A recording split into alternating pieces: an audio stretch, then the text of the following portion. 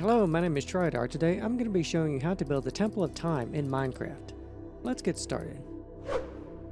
Well, at long last, the much anticipated Temple of Time tutorial is starting today. Let's take a look around the exterior of the building, get acquainted with it before we go on the inside. Of course, this is done in the style of the Temple of Time from Zelda. I've taken a lot of cues from mostly the build that was done in the Ocarina of Time, but the Temple of Time varied quite a bit in the Zelda series from its exact details, but I try to do a building in the spirit of what I think the Temple of Time is, which is, of course, a standard Gothic cathedral. Now, I have a little experience building a couple of Gothic cathedrals before, so I'm giving you the benefit of all that experience here, fixing all the details and everything to be correct, so you can build your own version. Of course, I'll be doing another Gothic cathedral tutorial on another building sometime in the future, but for today, we're going to be tackling this one here, which, after quite a number of months of building, is pretty much the best building that I can construct. Gothic cathedrals are always very hard to do in Minecraft. There's always a lot of fiddly details that always need to be done. So let's take a closer look in. As you can see, we're using an awful lot. Well, you've seen the materials list. We're using an awful lot of cut copper, both stages 1 and 4, to bring out the various details on this building, along with some prismarine and some other common materials like stone bricks, cobble, and tuff. Now, through here, I have alternated the cobble and the tuff to give us a sort of a brickwork pattern. But they should be pretty much evenly divided between each other. They're all done at various block intervals. You don't have to worry as we go about getting that exactly correct. It's just meant to be an outer pattern that you can do. Now, the thing with Gothic cathedrals, of course, you want to remove as much wall and replace it with as much glass as possible. And in order to do that, you have to have all the structural support here on the outside of the building, which is, of course, what we have our flying buttresses here for. I really love buildings with flying buttresses. They're just really cool to build. Of course, there are a couple of rules you have to follow when building them. You have to distribute the forces outward from the arches. You have to catch the arch down at the bottom at the right spot, transfer it outward to your buttress, and of course you have to have this big heavy thing sitting on top of that so it doesn't push the entire buttress over. A number of other things you have to have on Gothic cathedrals are, of course, a lot of ornamentation on the exterior. If we take a closer look at one of the towers up here, we can see that the roof is quite ornamented with various levels of detailing. We have a couple of smaller buttresses hiding back here to help hold up the very pointy roofs that you have to have on these, as well as a couple of larger ones here for the octagonal central tower, because as you can see, that is mostly made out of window. So we have to have all of our structural support and everything on the 4 corners there with 2 buttresses per side as well. And of course, we have our very tall, very pointy spire up here all the way at the top. Just like so. And of course, we have our torch all the way up here. We can take a good top-down view of the structure here. Mostly what we're seeing here is all the roof detailing from the top down and everything. If we take a look off at the phases we'll be starting off with, though, we can see the basic footprint of the building down here. We're going to, we have a long tour of the cathedral I want to talk about first today, then we'll do phase 1, and then we'll leave the other parts for the rest of the series, because it's going to be quite a long series to do, because it's not only a very tall building, it's also sliced one at a time. So we have to divide and conquer to have any realistic chance of building the building and everything. So let's land here and take a look inside. Now, right here, I would really love to play some of the Temple of Time opening music. But Nintendo would sue the pants off me if I did that, so unfortunately we must be deprived. But if you want to, just hum it along in the background, We could do that. I don't think I can even hum it. I would really love to do that, but alas. So you can see once we get on the inside here what I was talking about, with removing as much wall as possible and replacing it with as much glass or with as much window as possible, which is what we've done here. We can see just an awful lot of glass everywhere we look. Of course, we're down here at the bottom level. So if we get a little altitude and take a look here, of course we have this middle level right here you can see on either side. And this is of course the level of the Triforium. This level is mostly done because we have to have some way to have a roof on the outside, and we can see the roof is about that tall. So we have this space here where we can walk around the building, which is of course a little ambulatory space to let us walk around the building at this level. There's a way to get up here. We'll take a look at it a bit later in the tour. Of course, back up here we have our big rose window up here. I kind of combined the rose window in this one into a larger window though, but we do have the central circular rose for the window and more window below that as well. Of course, up here we do have the usual rib vaulting you would expect to have in a cathedral. Of course, we've got the arches and everything as well. And of course, down there, made out of diamonds, we have our Triforce emblem to remind you that you have indeed stepped inside the Temple of Time. And of course, down here for the altar, we have the three places for the spirit stones right here. So if I just insert 2 of the stones, we can see how that would work. I know you can't really get these in survival, but if you are doing a creative build, this is a nice little detail I thought would be nice to add. You could perhaps hook some redstone up to this to open the door back there once you put in the third one. But I will leave that to you to figure out. You can we can put something else here if you're doing this strictly in survival though. That's just an added feature. If we go back over here towards the entrance though and walk down one of the aisles instead of the nave, we can see that we do have more rib vaulting on these sections over here behind the columns.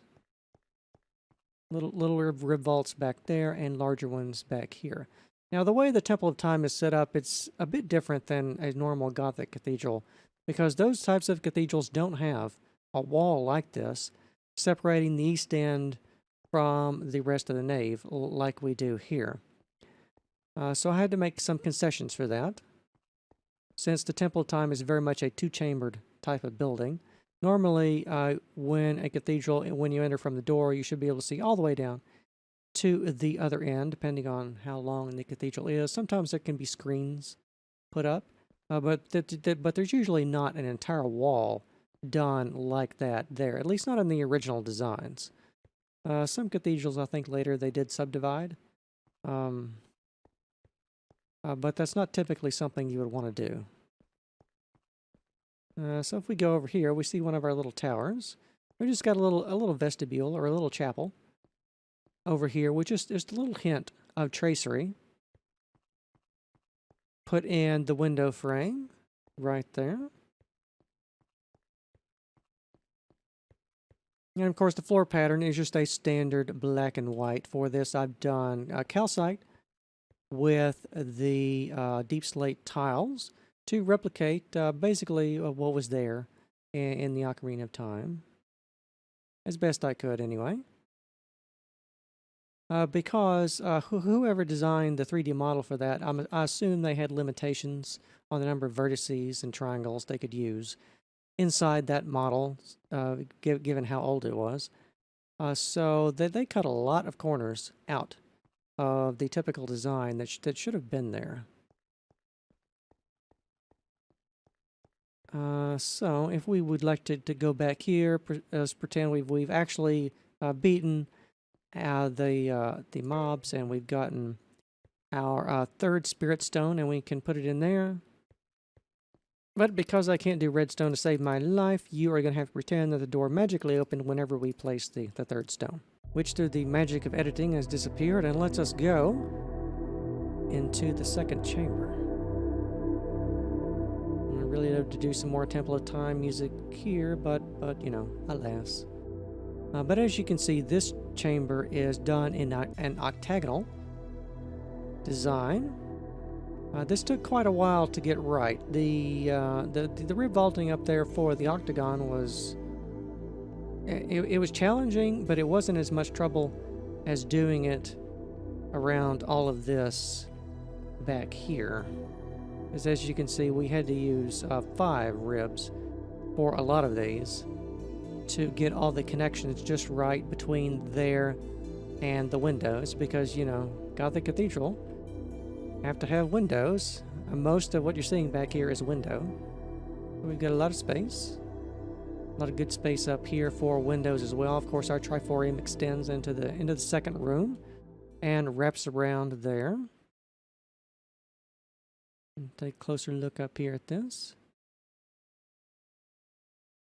And of course, this is harder to do with Gothic than it would be with Roman, because the arches are more pointy. You end up having to shape the octagonal sections up there, because they can't just be flat. They have to be molded to the correct geometry, just like the rib vaulting around here as well. But it does have a really nice effect, I think. And if we look back towards where we came, of course, there's the door going out into the other room there. Because this is essentially a solid wall attached to the rest of the cathedral, we obviously can't put a window in that. So I pretty much just filled it in with black deep slate tiles. This building's got very much a black and white color scheme, but I have added a little blue in the ceilings and the windows and everything.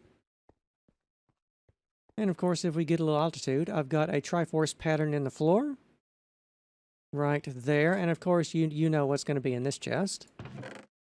And that's right, the Master Sword. But I'm not ready to travel into the future or the past, depending on when this is. So we are just going to leave that in there. You can come pick that up if you want to, I think. So another thing that we're going to need to take a look at now are a couple of hidden entrances, because we can see we've got just a little door over there and over here. And if you remember, I talked about when we were back out here how there was a way to get up here into the triforium. Well, you can't do that from this first chamber. You can only do it from the second one. So let's take a little tour around the inner spaces of the cathedral, as it were. So we've got a little staircase back here by one of our windows. It kind of winds around and goes up quite a bit. It was a bit of a challenge to figure out exactly where to route this staircase. It's one of the last things that I had to do. And oh, the doors are backwards. Well, no matter. Oh, all the doors are backwards. That's probably because I rotated the model. But anyway, pretend that the doors aren't all misshapen, pointing the wrong way. So here we can go up into our triforium, which, as I said, surrounds the octagonal section down there where our Master Sword is. But this is fully walkable, just like it is in many cathedrals. Some cathedrals have their triforiums sealed off, where they don't have walkable spaces. Some of them do have little ambulatories like this. Still, yet other triforiums do have details where they actually they fiddle with the roofs outside to where they put even more windows in their triforiums. So if we go back here, we've got stairs to take us up. We'll go back there in a little while. This is the staircase we came from. And if we go down this long hallway, this is the triforium that leads back down the nave of the building, like here. So if we just want to walk down this one, there are some places down here to take a look at. So if we walk back here, there was a little space for a little extra room that we have back here. Be a good place if you want to store some chests or something back here in case you do want to live in this. So when we get back here, there wasn't quite enough space to continue the triforium along here to wrap around the front. Some cathedrals do have this, not all of them do, but some do. So this one doesn't. This one ends here because we have another little stairway that goes up here into what is kind of like a little private chapel. And this is in one of the two towers that's flanking the large tower. We can see that over here. It's just flanking one of the large towers. Right there. You can see the rest of the cathedral back there. But yeah, we did have this extra space, so I decided to turn it into just a little private chapel that you could have. There is an identical one over there. We can kind of see that little stairwell where the cursor is. That goes up to that tower out there, and another identical private chapel. There's also another room like this here, directly across there where that door is also. So this building is symmetrical, of course. If we split it down the middle with the center line, we would be able to see the symmetry. So we do have that going for us.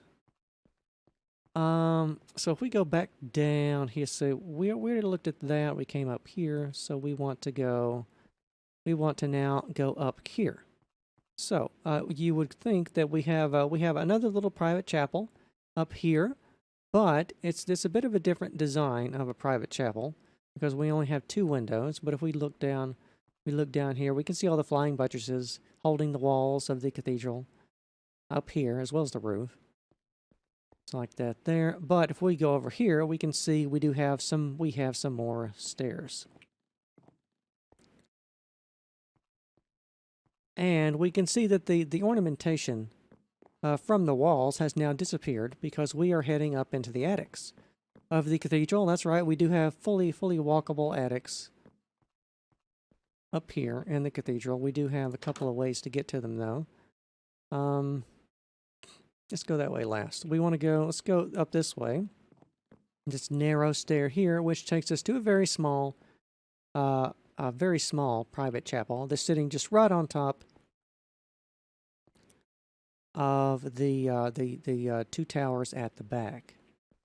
Like if we look, if we can kind of, there's a good angle to get a. So if we look at that tower over here, we can see we are in the equivalent space of that in this over here. And that's because the stairwell took up quite a bit of extra space to route up here.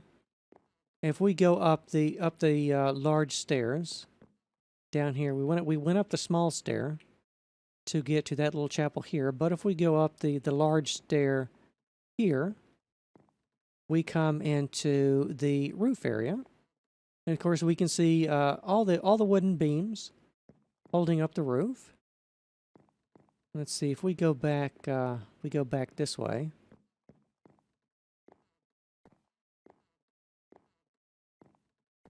It's kind of dark, so I think this is a good place to have a potion, so we can actually see what's going on. So if we get a little altitude here, we can see we've got a lot of roof rafters up here because this is holding up the octagonal section of the roof. We can see bits and pieces. We can see part of the cut copper for the exterior of the roof. If we land back down here, we can see the uppermost portions of the octagonal rib vaulted dome section above the second chamber, which is where we are right now. A little trap right there. It's a little tight to get in and out of these spaces, but essentially right here we're directly above the Master Sword chest right here. But if we go back down this way, we have various rafters and everything holding up the cathedral roof, all made out of good solid oak beams and everything. Just like this is the part of the Notre Dame Cathedral that sadly went up in flames because its roof also was made of wood, just like ours is. So if you're doing this on a survival server, you want to make sure you have fire tick turned off or something like that. Otherwise, your cathedral also could suffer a similar fate. But if we head back down this way, well, we can also see if we look down in these little holes here, these little spaces, off to the off the walkway.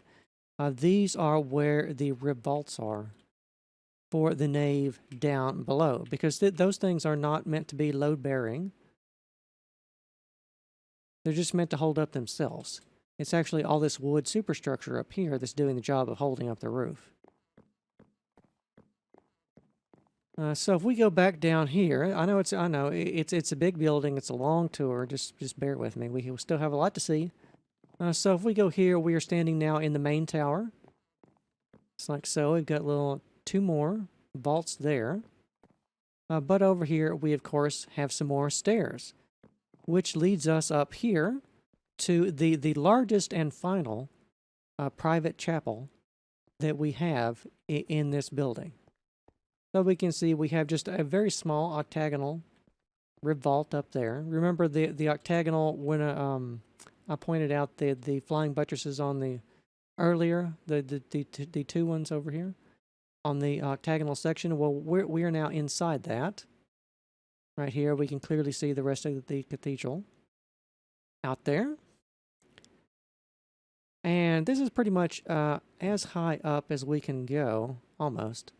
As high up as we can go in the cathedral. This is the last finished space and everything. So of course we have just a little hint of a Triforce design incised into the wall there. This one is not exactly centered in the room, just because it couldn't be, because of how the buttresses are arranged. So we have a two wide buttress system. But this had to be one block, so we just had to shift it over and work as best as we can. But with all the complex patterns in here, it's not something you're really going to notice unless I point it out to you. And then you probably can't unsee it. So now I think that okay, yeah. So there's another little ladder hidden back here because we can go still higher up in our cathedral. And if we open this little trapdoor there, we can of course come out and walk around up here around the octagonal tower section.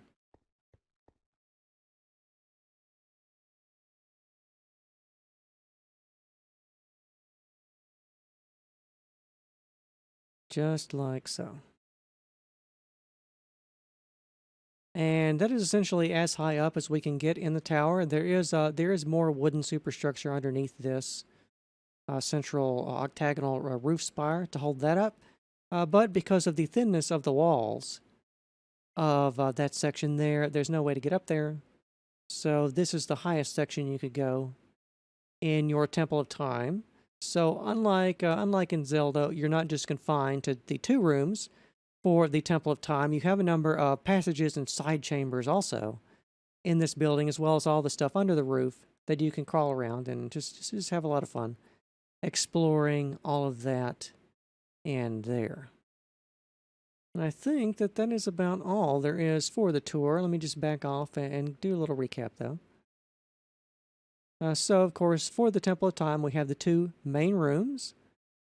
Back here, we're seeing the exterior of the octagonal room at the back for the chamber of the Master Sword. This was rather difficult to actually figure out the right scale to put it on a long end like this. Normally, this chamber should fit the width of the nave, but it didn't quite, just because of how it worked out. So I had to get a little creative back here with the roof and everything. We can see the roof has to come out a couple of blocks before it starts bending around. And that's where one of the reasons I decided to put these 2 little towers back here as an echo of the towers at the front. This helps mask some of the issues that I was having with that central wall, because I told you that those don't really belong in Gothic cathedrals. But putting this tower here did solve an awful lot of problems with that as well. Of course, around the back here, we do have some diagonal flying buttresses. These were interesting to make. To get those shapes right. As well as the roof and the patterns for that as well.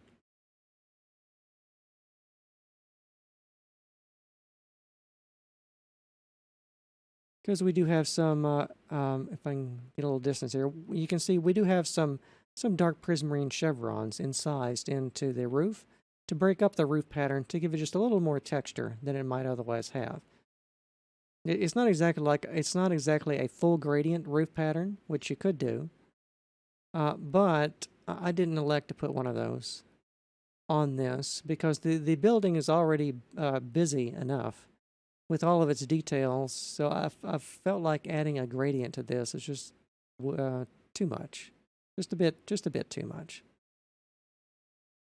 But I do hope you like the design for the Temple of Time. Of course, the entire building and everything is available for download in the video description for both Java and Bedrock versions.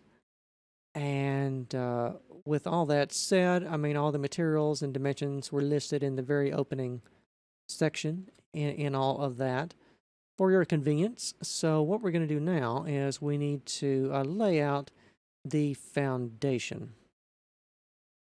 And for this, we're going to do it one block at a time. And I'm assuming you've already got a suitable flat space for this.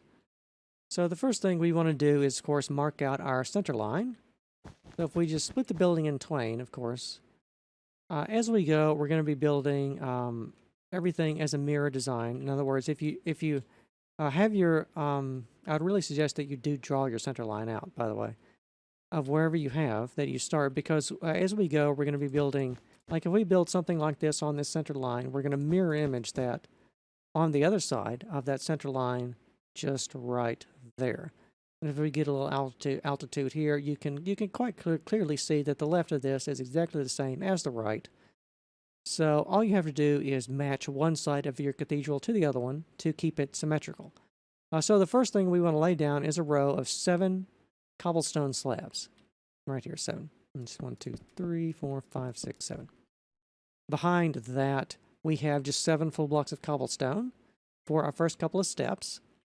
And behind this, you can see we have all these double tall, seamless bluestone slabs. Just like so. I picked this pattern because it very clearly can help you count things as we go. Just like that there. I'm going to count them myself, but this is going to serve as a correction on that just in case I get something wrong. But these are all filler blocks. I've tried to go through and optimize the cathedral to not include the filler blocks. In other words, you're only going to be building this cathedral as a shell. You'll be building the outer and the inner, but there's going to be a lot of leftover blocks in some spaces, like specifically in the foundation and somewhere up there in the towers. There's going to be some leftover blocks, which of course you want to, you can just skip those, or you can fill all this in with extra cobble. So the next thing we want to do is place down 1 block of stone bricks, and then 1, 2, 3, 4, 5 stone bricks. 1, 2, 3, 1, 1, 2, 3, 4, 1, 3, 2 diagonal, and then 1, 2, 3, 4, 5, 6, 7. Turn the corner. 1, 2, 3, 4, 5, 6, 7, 8. 1 here, 2 there, 1 here. And then 1, 2, 3, 4, 5, 6, 7, 8, 9. Then 1, 2, 1, 2, 1, and then 1, 2, 3, 4, 5, 6, 7, 8, 9. And then 1, 2, 1, 2, and 1. And then 1, 2, 3, 4, 5, 6, 7, 8, 9, 10. Turn the corner. 1, 2, 3, 4, 5, 6, 7. 2, 2, and 2. 1, 2, 3, 4, 5, 6, and 7. And then 2 again, 3 times, and then another 7. Right here, another 3 2s. Right there, another 7. Right here, another 3 2s. Right here, another 7 here. And then we're all the way back to the second tower here at the back now, the foundation for that. So 3, 2, 1, 2, 1, and then 1, 2, 3, 4, 5, 6, 7, 8, 9. And then 1, 2, and 1, 2, and 1, 2, 3, 4, 5, 6, and then 1, 1, and 1, 1, 2, 3, 4, 5, 6, and 7, and then 1, 2, 2 twos right there, and then 1, 2, 3, 4. Then a diagonal of 1, 2, 3, 4, 5, 6. And then what? 7, 8, 9, 10, 11, 12. For the full diagonal, in the middle of that diagonal, you want to come back and put in those 2 blocks right there. And then here at the back, 1, 2, 3, 4. And then 2, 2, and 1, 2, 3, 4, 5, 6, 7. And then 1, 2, and 3 here. And right here, this, your center line, if you extend it all the way from the front, it should poke out the back directly right there.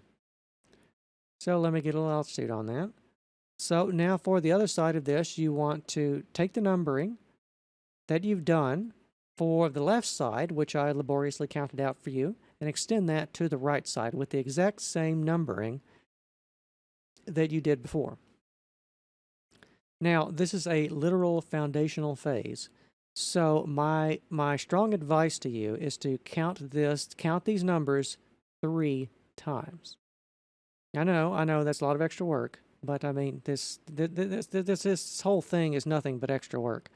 So you really want to make sure that we don't screw this up.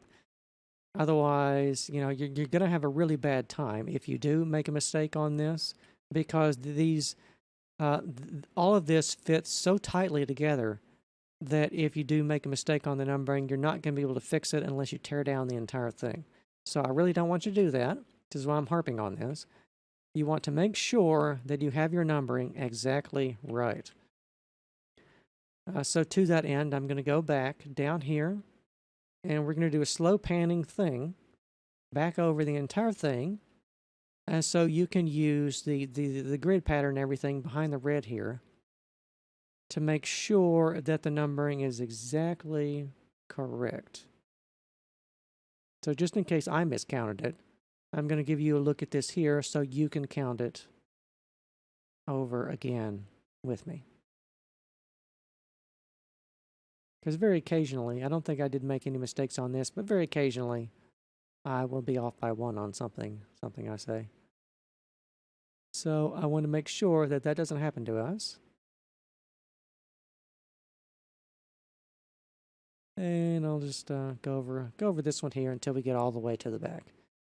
Because this is going to be the first and last phase we're going to be doing in this part 1 here. Because there's a lot of materials for you to gather and everything. And, yeah. It's going to take a while to lay out and count and all that too.